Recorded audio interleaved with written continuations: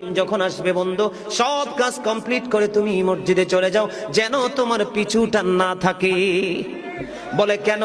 আমাদের দোষের কিন্তু বন্ধু শেষ নাই। জুমার দিনে মুসল্লিরা যায় সবার পড়ে এবং বের হয়, ইমাম সাহেব যখন ডানে বামে সালাম ফেরায়, মনে হয় যেন বন্ধু বিশ্বযুদ্ধ শুরু হয়ে গেছে, কার আগে কে রে বার হয়ে যাবে। অথচ আমার নবীর আদর্শ নিয়ে আমি আজকে ওয়াজ করছি বন্ধু। Disturb, don't disturb me. তোমরা আমি বললে আওয়াজ দিবে, নয়তো চুপ করে আলোচনা শুনবে, কারণ আজকের সময় অত্যন্ত গুরুত্বপূর্ণ। কারণ আমি যদি 5 মিনিট সময় পাই, একটা হাদিস শোনাতে পারবো। হয়তো বা এই একটা হাদিসে আপনাদের কারো না কারো হৃদয়ে ছুঁয়ে যেতে পারে, আর এটাই আপনার জীবনের জন্য, হেদায়েতের জন্য যথেষ্ট হতে পারে।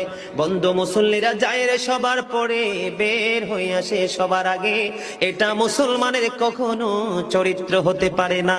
তাকওয়া সম্পূর্ণ ব্যক্তির আদর্শ কখনো হতে পারে না। হাদিস শরীফ খুলে দেখি বন্ধু, আমার নবী বলেছেন, রে আমার উম্মত, জুমার দিন সাইয়্যিদুল আইয়াম, সব দিনের চাইতে শ্রেষ্ঠ। ঈদুল ফিতর, ঈদুল আজহার দিনের চাইতেও দামি। এই জুমার দিনের ফজিলত বরকত নিয়ে আলোচনা করলে বন্ধু রাত একটাই কভার করা যাবে না, এত বরকত এই জুমার দিনের।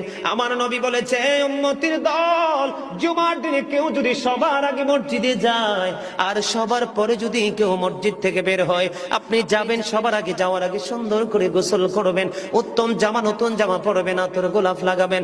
আপনি রাস্তা দিয়ে হেঁটে গেলে মানুষ যেন বলতে পারে যে মসজিদের মুসল্লি হেঁটে যায়। আর চারপাশ বন্ধু সুঘ্রাণে মুখরিত হয়ে যাবে।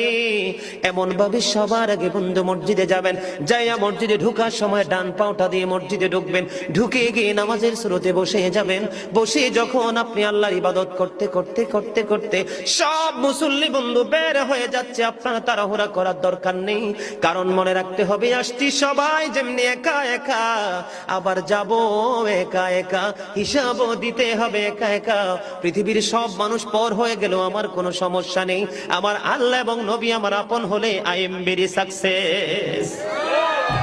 আমার নবী বলেছেন, বন্ধুরে, 14 গ্রামের মানুষ বিরক্ত হইও না, আমাকে বন্ধু কেউ শত্রু মনে করো না, আমি তোমাদেরকে জাস্ট উপদেশ দিচ্ছি, মানা না মানা তোমাদের ব্যাপার। হেদায়েতের হাত কিন্তু আল্লাহর কুদরতি হাত, আমার কাছে কিছু নেই, আমি শুধু উপদেশ দিব, ইনস্ট্রাকশন দেব। বন্ধু, নবী বলেছেন, সবার আগে তোমরা মসজিদে চলে যাবে, বের হবে সবার পরে, যার বাড়ি যত দূর, তোমার যত কদম বেশি লাগবে যাইতে, প্রত্যেকটা কদমের বিনিময় তোমার আমল নামায় 1 বছরের নফল ইবাদতের সওয়াব দেওয়া হবে।